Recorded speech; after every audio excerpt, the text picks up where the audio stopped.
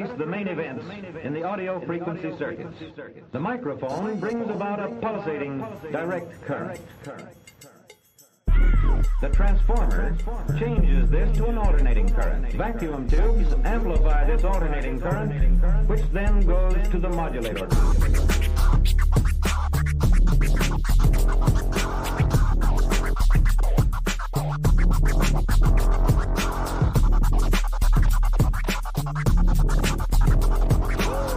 Molecules containing more than one atom can rotate and vibrate. Sometimes vibration is simple in form. We can see that each vibrational mode has a different frequency, and all of the patterns of vibration may be different. Each of the vibrations is a simple harmonic motion. The same peaked wave triggers a pulse-forming circuit, which creates a new waveform, pulses with flat tops. Notice that throughout these changes, the exact subdivisions of our second in time have not been lost. We still have precisely the same number of positive peaks per second.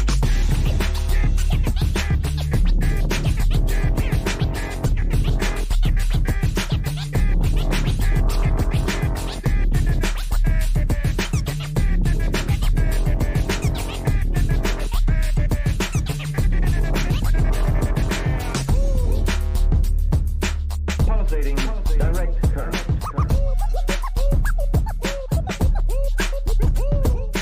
Pulsating direct current.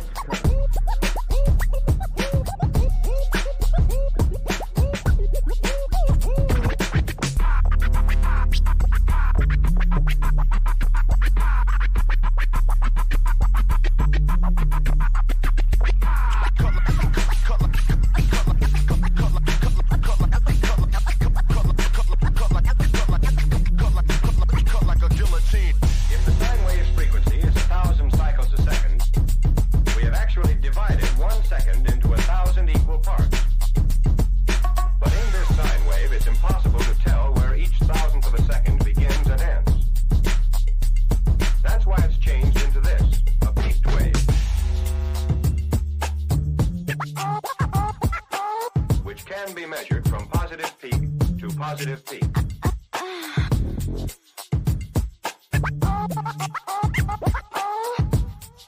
The microphone brings about a pulsating direct current.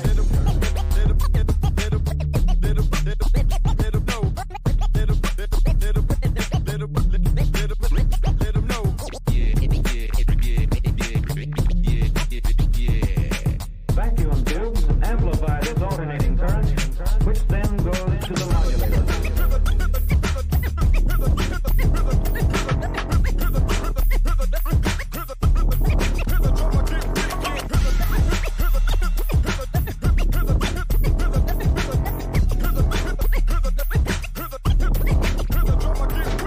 The number of times a given molecule moves back and forth in 1 second is the frequency of the wave. In one complete vibration, indicated here by the bracket, sound travels a distance of 1 wavelength. The velocity of any sound wave equals its wavelength times the frequency.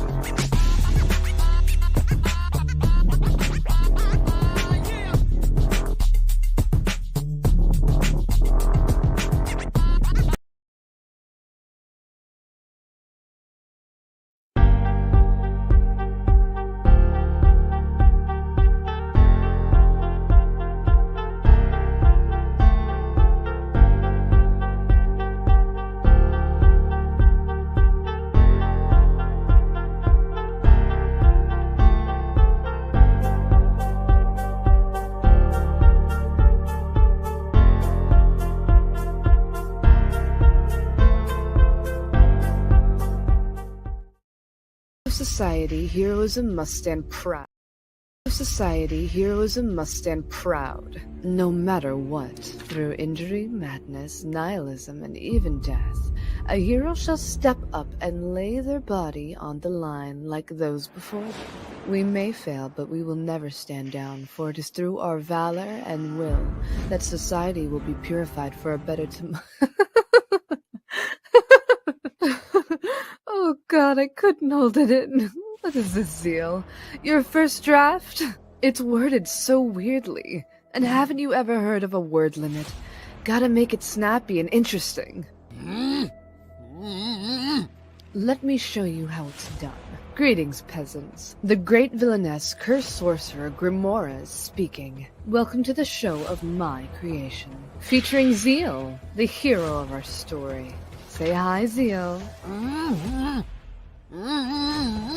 Fantastic. He's a very odd new gen hero I came across and claims he can return heroism to its once prestigious state compared to its current degenerating from. Hard-pressed to believe from his general lack of abilities, but hey, he has spirit. Who doesn't want to see a underdog story? And if he fails, it'll be hella funny to witness. Coming this... Zeal, when is this campaign starting again? Late January. It's starting late January 2024. And of course it wasn't finished! You just jumped me and stole my journal, you freaking sociopath! We've got it all. Violence, explosions, my sexy self. So go! Give me your money. You vile woman! You think this is funny? There's no games here, witch! This town's diseased! Rottenness steeped into the soul, and my crusade shall chip it away piece by piece. I swear, by my flesh and bone, I shall— Enough of that. The gag goes back on. Wait, this is my story, isn't it? Why am I playing second fiddle here? There'll be plenty of cool stuff, so go spend your money on relentlessly bullied hero. #1. Any parting words, Zeal? Really? Well, I stole my hero's mission statement too. Psych.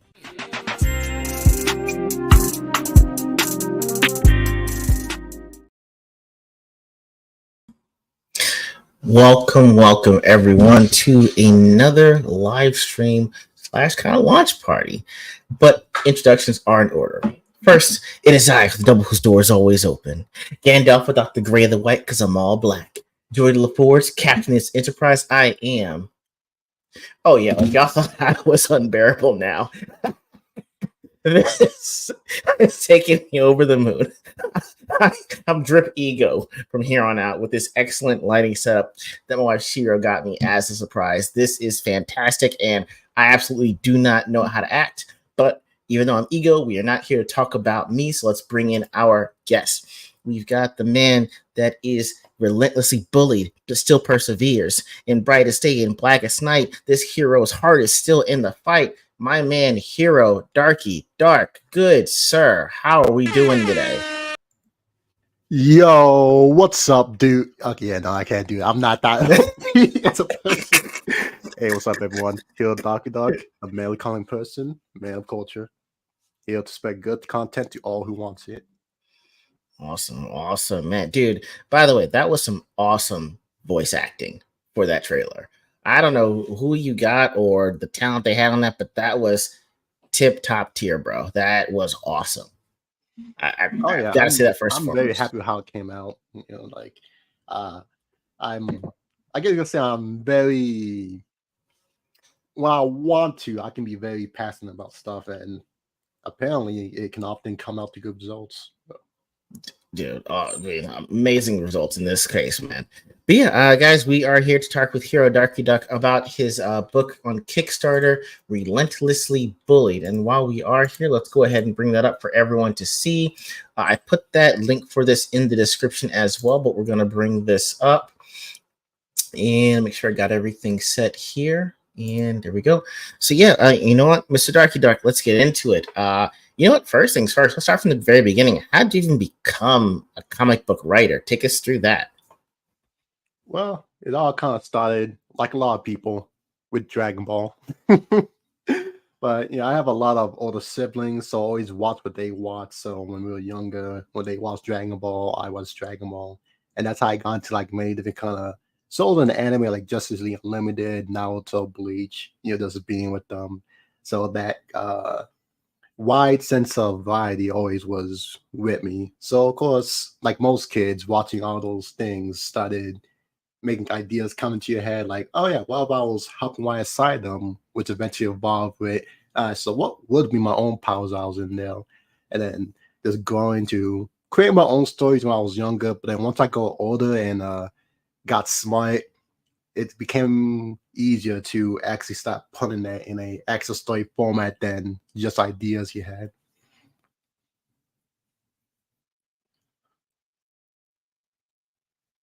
My bad, dude. I had the whole thing. You did not just start talking. That is my fault. That is my fault, man. So yeah, we've got his Kickstarter live up here, guys. It's got 4 days left, but it's actually fully funded on here. So guys got it good and ready to go on there as well. So I know that Yeah, you said funny you watched enough, some. like Go a ahead, go ahead, minute go ahead. before this. Oh, sorry. Oh, no, I was just saying. Funny enough, like a minute or two before the stream started, my artist just messaged me that basically just finished the final edits on it. So now it's just once Nice. the fulfillment goes out, I can send it out. All right. And so when do you guys expect fulfillment to be happening with after the close on February 24th? Well, after it close, I'm gonna give people 2 weeks to fill out the surveys. I think 2 weeks is fair enough. If you can't manage to do it in 2 weeks, my hands are tied. But 2 weeks, and then of course, first the digital copy goes out, and then hopefully by April, that's when the physical copies will start ending up at people's doorstep. Word. Awesome, man. We cannot wait to get that in our hands. So your underdog character Zeal, who is he, and whom is he based on? Okay. Well, who is he? He's a new gen hero. So the reason why they call new gen is honestly, so it's been about a couple of months after City's star hero died. So think about their Superman, their Batman, or like their All Might, someone who's like real beacon to that a lot of people look up to for morale and such. So he recently died. So him dying left a void for, of course, his power, inspiration, and so on. So basically, new gen heroes are called that because they either started not long around that time or they only started getting prominence during that time. So he's one of those, as that's when, as Zio, he was active. And yeah, no, I think that covers it. And of course, he's a little bit of an edge lord. So as you can tell from the trailer, he's a bit intense, a little bit too wordy, maybe a bit too up on himself. But sorry about that. Maybe a bit too over himself. And so, of course, it's a fun time. And who's his based off? It's hard to like just pin him down to like one specific person, and it's kind of like it's a amalgamation of like many different ideas for characters that I have over the years, and of course some inspiration. I'll definitely say that some inspirations come from people like Izuku Midoriya from My Hero Academy. Yeah, a little bit of Bakugo's Rage, Ragnar the Blood Edge from Blaze Blue.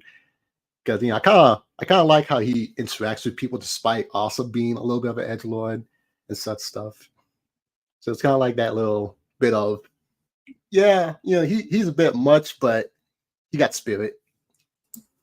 I'll take it. And who is this woman that seems to be antagonizing the mess out of him? Who is she? tell us a little bit more about her. Yeah, you would not be the first one. Almost every place I go to, more people are interested about her than the main guy himself. I mean. I do not blame him. But yeah, so that's Gamora. She's more of a veteran heel. She's been in the game since she was more like a teenager. So of course, she, as I can tell, that's kind of why she always able to like push around Zio, because not only does she have a lot more experience, it's just got that power advantage over him. So it's a lot easier to like push someone around. It's like imagine this as Zio as like a level 3 fighter, and then Gamora's like a level 10 warlock. There's a pretty decent gap, and so it kind of makes sense why she can get away with as much as she can. And of course, I can say they're both checking like co-stars of the book. As while Zio's like the one mostly pushing the plot, she is also still and very heavily part important, as she's still, of course, regarding all the plot stuff, that's one thing, but she's also there to help just oppose Zio's personality. Because it's Kickstarter. Yeah, I got you.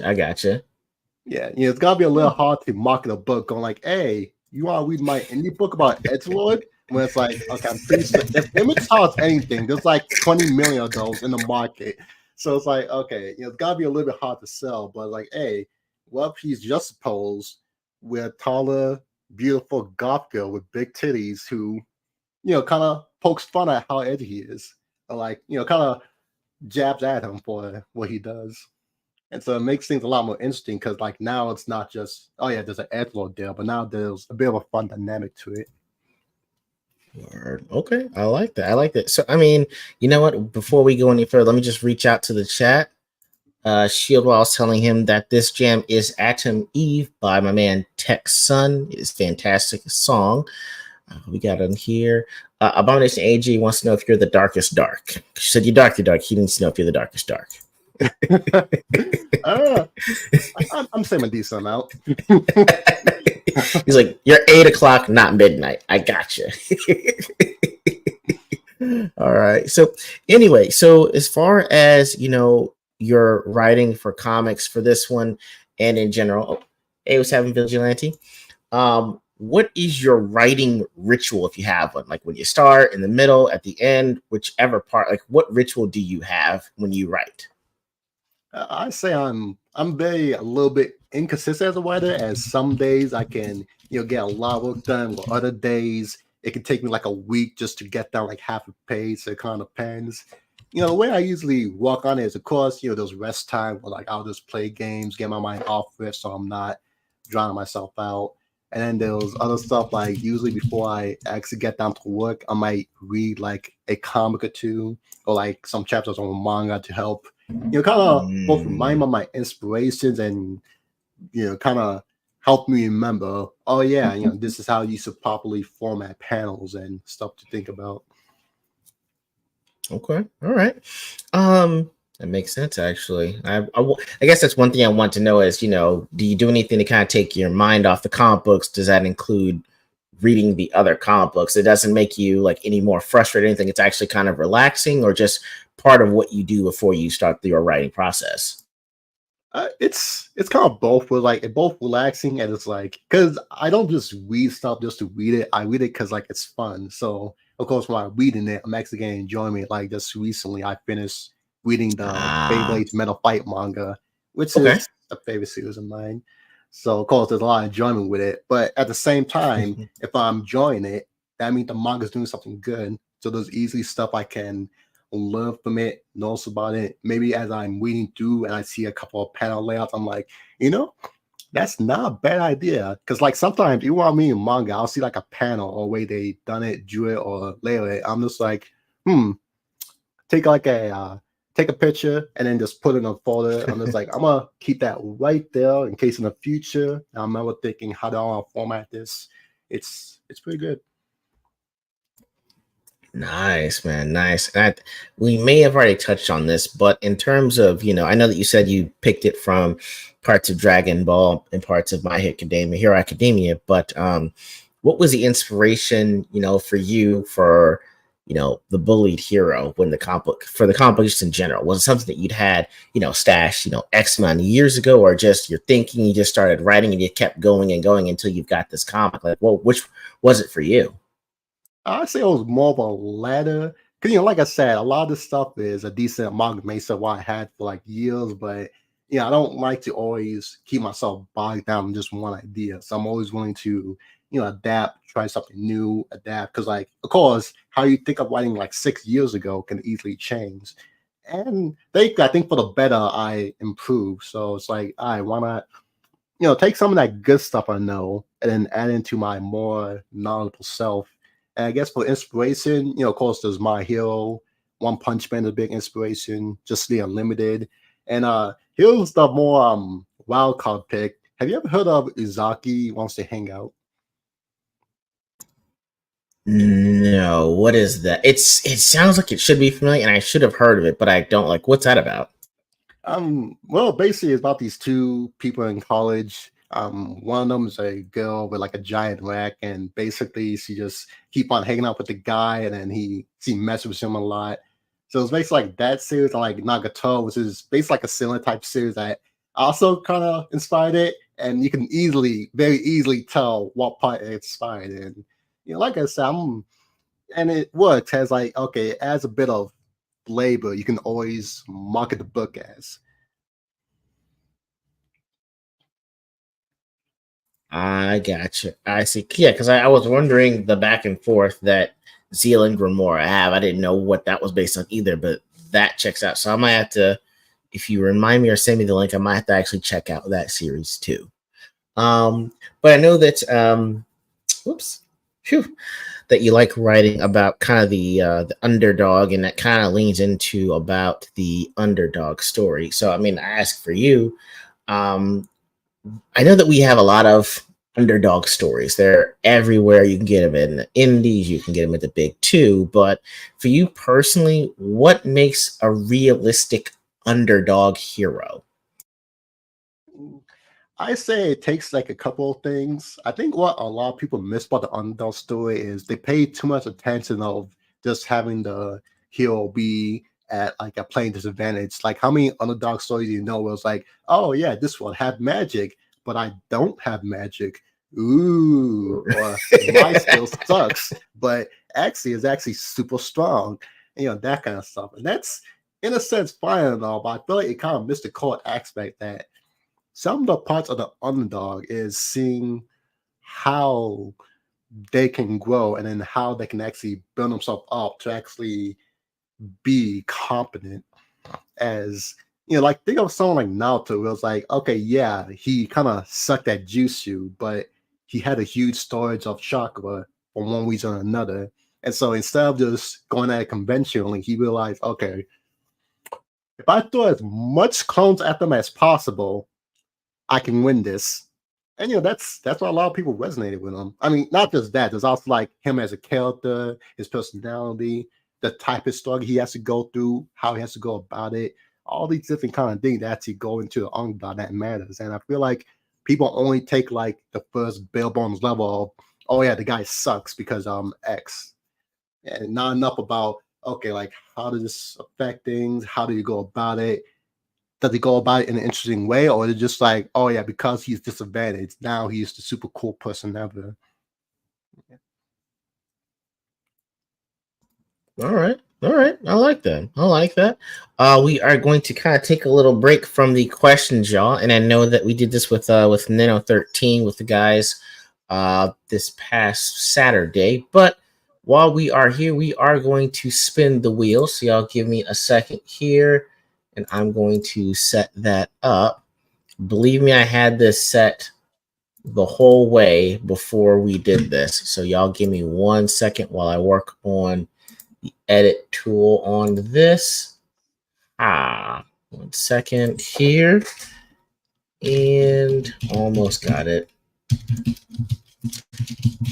There we go. All right, let's go ahead and bring the share screen up so I can show you guys here.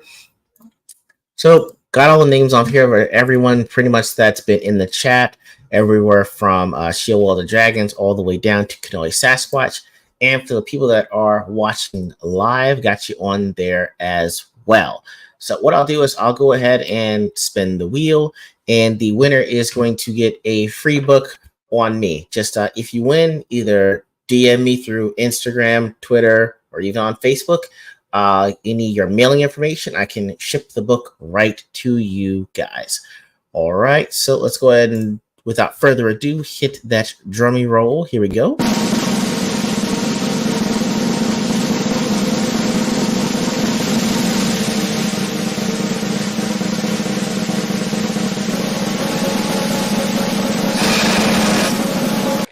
Yo, Abomination AJ. All right, Abomination AJ, sir, my man, hit me up. I can drop you off a book once it gets here after it's hit fulfillment. You are the winner of our Spin the Wheel contest for Relentlessly Bullied, good sir. If you don't message me, I know where you live. Okay, so I'm gonna find you, drop that book off personally. All right, no one else gets this kind of service around here. All right, but That's fine. thank you, sir. All right, so and again, with continuing on the topic of just the underdog story, what do you think is missing from some of the indies and some of the big two regarding the underdog story? Not just, hey, it's misunderstood, but this might be a critical component that they might not be considering. I say a big part is like the real the real struggle of it. Because, like, of course, underdog is basically mean that you got disadvantage, so you gotta struggle to be on top of it. And I feel like a lot of people like to be fake underdogs. So like I mentioned before, where it'll be like, oh yeah, apparently this guy's skill sucks, but truly is actually the most powerful thing ever. And it's like, Right. okay, in a sense, that's not really you struggling. It just apparently everyone else is just too dumb to make use of it.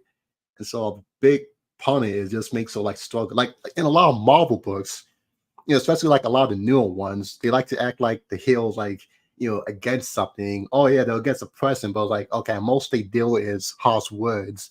And then they go on and then fight a villain for like 2 pages and then instantly win. It's like your job's not that hard, especially as a superpower being.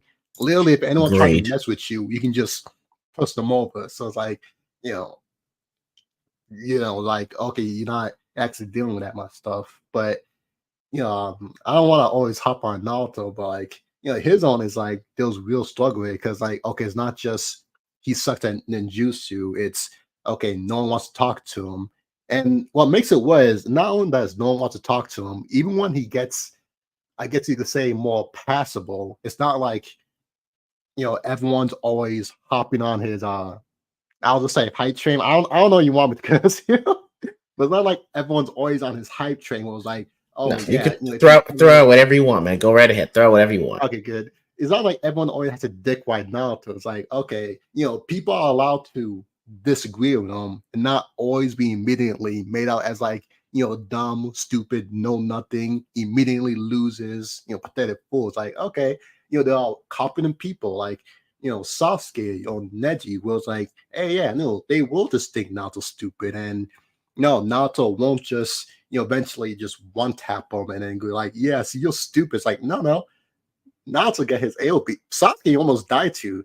Neji beat his ass for like 90% of that fight. Till the end. They'll struggle to it. And Naruto had to push himself not just like physically, but like mentally, while he's really willing to actually go against this person. I think that struggle aspect is really missing as people just want the, simple, oh, he's at a disadvantage, up and he wins.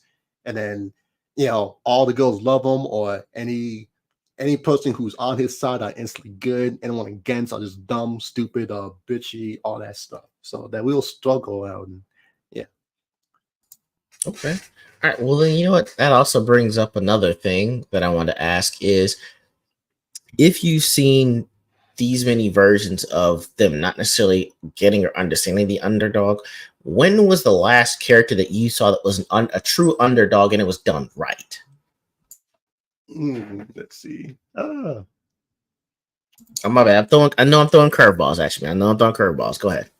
Oh no, you're good. I'd say in recent memory, or like the one I can best remember as like I'm for sure he was underdog is Izuku Midoriya.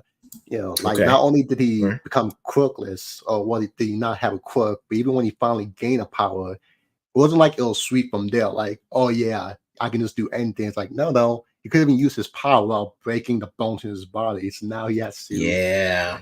find out ways how to actively use it with his current condition. And that's that struggle aspect I mean, was like it's not just, oh yeah, you suck. Now you don't suck, and now everyone loves you for it. Okay. I like that. Yeah, I did like DQ's struggle, like him doing that whole working out for a year straight with no powers, just getting sure his body physically there, and then you find out it's like, oh, it's one hair, but it comes with a set of conditions for the power set that he has, but there's also restrictions on that too. So I agree with you on that being a very good underdog and actually a true representation of one, not just going up against the guy, losing, then coming back and defeating them. Now you're the hero that was the underdog, but someone that's truly had to progress, get better, and you got better not because of the powers, but because of the character that was behind and there's a power set there too. So I know we've been going for a little bit here, but what's a question? I know that you've done several live streams, so you're being a superstar out here. But of all the questions that we've been asking, what's a question that we've missed that you've been dying to answer? I guess the Best, I don't say it's necessarily a question, but more like a topic. And I just want to show people that you know Yeah.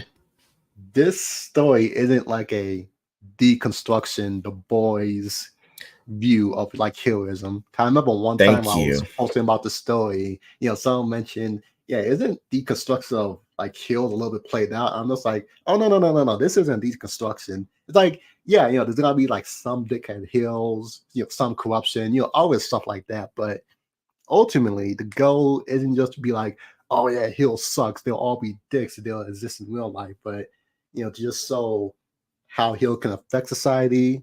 Hopefully ways they can do it for good. What it means to be that, who's willing to do it, or like how different people can see being a Hill and like that kind of stuff. So I guess you could say it's more of a reconstruction, if that's the proper term for it. A reconstruction. I like that. I'm sorry. Keep going. Keep going. Yeah, so that's the small top one to speak on because I feel like recently all these deconstructive heels have really not only like soured a lot of topics on super heels, but like really made people nihilistic about things because now I feel like people see heel less as actual beacons of what should be or like what we can be, but more of just no, they're basically just my pawn to, you know, push people and make people do whatever you want. Oh yeah, you better not disagree with me, or else the X-Men gonna come and they got power, so they can just kill you. That kind of weird stuff. So like I feel like we need to get back to where it's like, okay, so the hills will be different, but in the end, they are truly virtuous, not just they just say stuff you agree with. Okay. All right, man. I'm not gonna lie, dude. I was shooketh when you said it's a reconstruction of hero reconstruction. I really like that, and I have not heard that term, but I'm gonna be using it now. Thank you, sir, because that is awesome. That needs to be what we need to get back to is the hero reconstructed hero. I like that. I Yeah. know I'm gonna throw it. Go ahead. Go ahead. I don't know, so I want to say, and it kind of people are saying because, like I mentioned, the top hero just died. People need to, get back in shape. And of course, when like such a beacon morality leaves, some people, even if they not to the core a bad person, can start to slack and then not act like they're supposed to be. Kind of like when you're younger, when your dad not home, like he's out on work or something, you might act out a bit, even though you're not a bad person or a bad kid, but that great pillar of morality just isn't there, so you start acting out. So it's kind of perfect that the story is more of a reconstruction and it's follows someone who's trying to do that. And so seeing him, not just for himself, build himself out to be a real hero, but seeing how, okay, can this actually affect society? Is just him being good, being able to make others stop being good? How does he do it? Won't some people not agree with him on it, or won't something's get in his way? And it's just like seeing just like I don't know, like a lot of the book is just seeing, hey, can you actually do good? Even though you're weak, you're edgy, so you're not like the most agreeable personality and all this stuff. And it's like, yeah, a lot of this stuff. Okay. Oh man, I dig it. I can totally get with it, man. I like that, dude. You know what? Closing it out. Let's say you wake up with a superpower. You can be as OP as you want, or it can be as insignificant as you want. You wake up and you've got a new power. Please tell us what your power set is. And if there are any drawbacks or limitations, please tell us those as well, good sir. Ooh, that's a fun one. What would I have? I would say, see, I want to go practical, but I feel like going practical and just having fun a little bit two different things. give me a practical, give me a fun, then I'll give you two. All right. Practical, I'll probably choose like either teleportation or basically Naruto Cyclone Jutsu. Because with teleportation, I don't need to drive anywhere. Yeah, I can, if I have to work at like 8 a.m., I can sleep into like 7:40 and then just be like, huh? Oh, get clothes on. I'm there. And then with I the like Naruto that. Cyclones thing, I can just get a lot more work done. 'Cause, yeah, I'll just be like, you go to work, you clean the house, and you know, I just That's gotta make sure I smart. kill them in the end before they revolt. But My man, damn. Now I got to think about what mine would be if I'm choosing it for myself. Man, if we're doing practical, I'm gonna have to go flight. Just because I don't like paying to fly. I'm not gonna lie to you. It would have to be flight because I'm cheap. I just I have no gas bill. There'd be no flights that I had to catch. Like, hey, it's North Carolina. I will see you in 7.5 hours. Boom, free for me. If we're going OP, man, it's gonna have to be super strength, and I'm not gonna lie, it's literally so I can do all the house projects that my wife Shira wants me to do. Right? Again, I'm cheap. Okay, yeah, hey, I makes can sense. pick the house up and move it, so we don't have to move. Okay, because I don't want to pay another mortgage. Just drop it on some land. I'll dig and put the pipes together myself, and that will be it. And that, guys, is both practical and saving a marriage right there. I thought about flight, but now I realized that would be something that government would try to regulate. So I'm like, that is true. That's why I told teleportation, because, like, okay, technically speaking, you can never truly prove I did it. That is fair. Yeah, I'm a hero for a hero, Dr. Duck. That's some villain behavior. I like it though. I like it. Hey, the Donkey Dog's there for a reason. Yeah, I'm not completely good. Okay, all right. My man said he works in the gray. I got you. But for everyone that wants to get a hold of you, please throw out your socials and the best way to get a hold of you, good sir. Okay. My socials, it's @HeroDarkDark on Twitter or X, however you want to call it. I go in between sometimes because I'm inconsistent like that. And yeah, just mostly I'm on Twitter or YouTube. Those are the two major ones. I have a Facebook, but like half the time I get suspended on it because I just use it to fill for my comic book. So it's like, I post it in like a bunch of groups and then I go suspended. So I'll leave it for like 2-3 days and then I get reinstated. So I'm like, probably still follow that. So yeah, just my Twitter and my YouTube, Heal.Dog. All right, guys, that is how you get a hold of him.